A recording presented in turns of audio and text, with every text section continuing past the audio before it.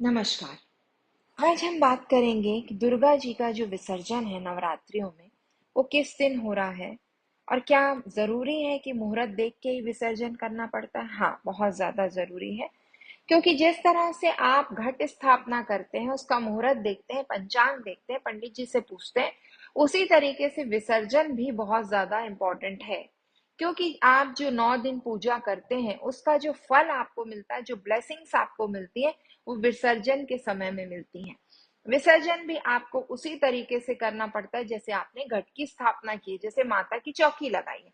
उस चौकी को जब आप हिलाते हैं तो मंत्रों के साथ आपको हिलाना पड़ करता है और माता से प्रार्थना करनी पड़ती है कि आपने जो इतने 9 दिन तक पूजा की है, जिस भी भाव से जितनी सेवा आपने की है, वो आप माँ स्वीकार करें और जाते जाते हमारे परिवार पे, हम पर, और जो आपकी मनोकामना है वो पूर्ण करें।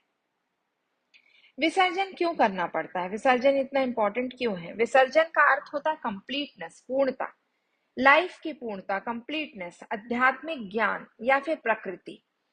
जब कोई भी कार्य अपनी पूर्णता प्राप्त कर लेता है तो सनातन धर्म के अनुसार उसका विसर्जन कर दिया जाना चाहिए, या यूं कहें कि उसका विसर्जन करना बहुत अनिवार्य होता है। तो विसर्जन बहुत ज्यादा जरूरी होता है, क्योंकि उसके बिना आपकी जो पूजा है वो अधूरी है। जैसे उद्यापन, उद्यापन करना बहुत जरूरी है। आपने जितने दिन में पूजा किया उसका आपको फल नहीं मिलेगा, लेकिन जब आप उसका उद्यापन कर देते हैं तब आपको उसका फल मिलता है। तो इसी तरीके से हमको दुर्गा विसर्जन करना पड़ता है। तो दुर्गा विसर्जन की तिथि क्या है?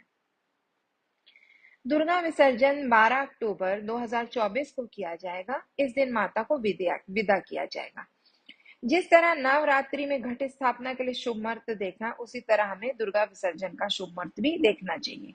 तो शुभ मुहूर्त क्या है? पंचांग के अनुसार अश्विन माह के शुक्ल पक्ष की 10वीं तिथि 12 अक्टूबर 2024 को सुबह 10:58 पर शुरू होगी और अगले दिन 13 अक्टूबर 2024 को सुबह 9:08 पर इसका समापन होगा।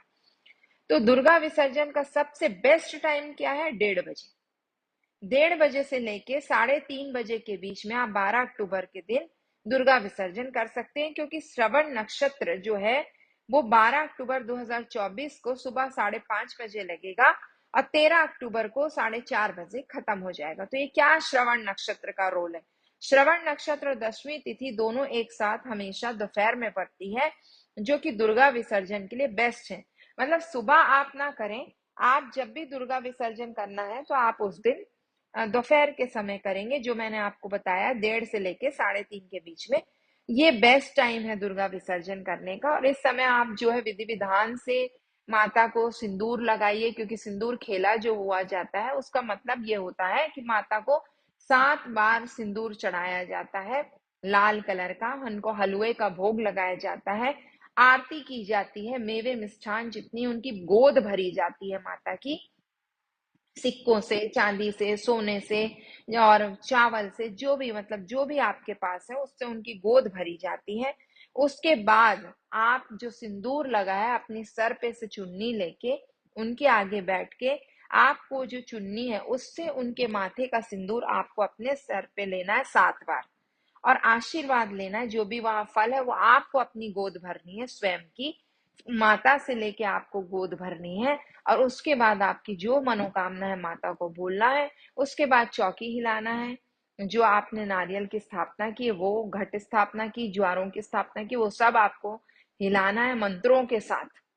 उसके बाद आप विसर्जन कर सकते हैं। तब कहीं जाकर आपने जो इतने दिन तक पूजा पाठ की है उसका आपको संपूर्ण फल प्राप्त होगा। ओम दुम दुर्गाय नमः। आप सबको बहुत बहुत शुभकामनाएं मेरी।